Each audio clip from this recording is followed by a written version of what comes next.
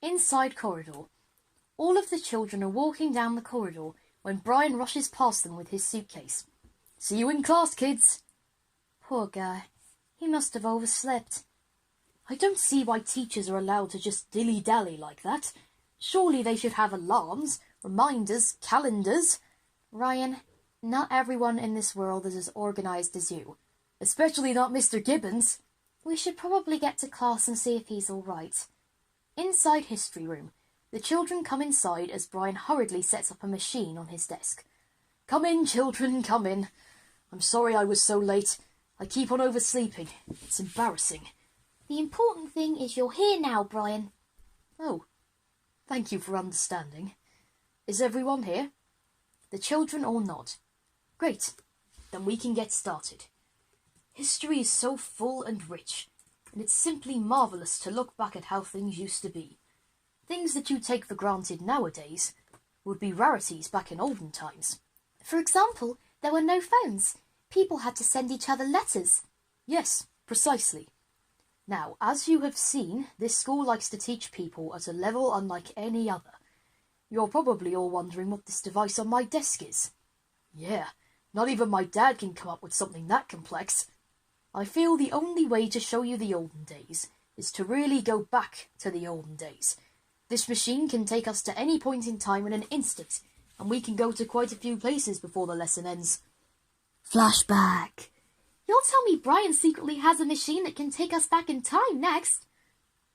I knew I was right. Today, we're going to see some very interesting moments in history, up close and personal. Everyone, stand up and form a circle around me. The children all do what Brian says. Hold on tight, everybody. The machine comes to life and zaps everyone out of the room. Outside cliff top, the children and Brian appear on a cliff top. Welcome to the Paleolithic era, when man first emerged. A caveman runs past as a woolly rhino chases him. Oh my goodness! Cavemen were not the only things that walked around in this time. There were also huge creatures, like the woolly mammoth. As if on cue, a herd of mammoths walked beneath the cliff. Wow, they're so big! They must all be migrating during the cold winter months. Another important thing that happened during this time was the discovery of fire. Brian makes a fire, which Christopher quickly extinguishes. I think we can move on to the next part of our lesson. Hold on now. The machine comes to life and everyone zaps away. Ancient Greece, Thermopylae. Everyone appears in the midst of a battle. Brian makes everyone step far away. We are now in ancient Greece, 480 BC, the Battle of Thermopylae. Spartans against the Persians. Wow, this is amazing! This is dangerous. Why are you showing us this, Brian? Now everyone, there's no need to fear. As long as I have the machine, we can get home. Besides, isn't this much more interesting than a PowerPoint or sheet of questions? Yeah, I guess so. Who won? Well, 300 Spartans remained after everyone else went home, and they all died.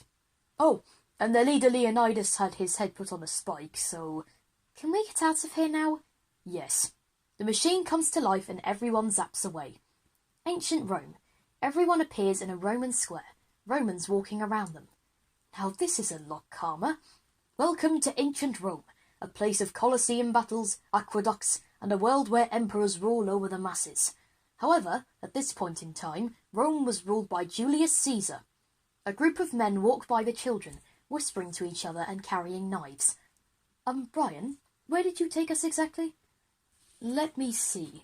Oh yes, 37 BC, when Julius Caesar was assassinated. Dang, Brian, you really are picking the most terrible places. Oh dear. We'd better get out of here then. Hold on. The children all zap out of there. The Middle Ages. The children zap into the town. They take a look around.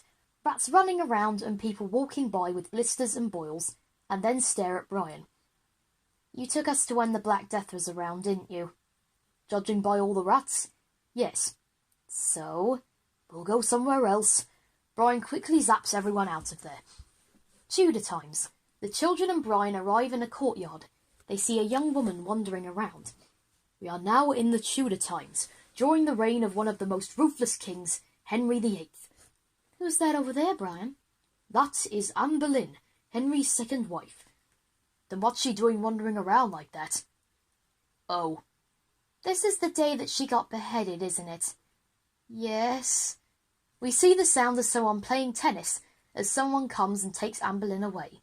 Fun fact, kids, Henry actually played tennis while his wife was being beheaded. Let's just go.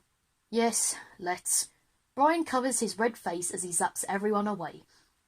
Stuart times, Charles II's palace. Everyone arrives in the middle of a big party. The children breathe a sigh of relief. This is more like it, a party! Yes, one of the many parties held by King Charles II after he brought back the Restoration from the wicked Oliver Cromwell. Now this is much better.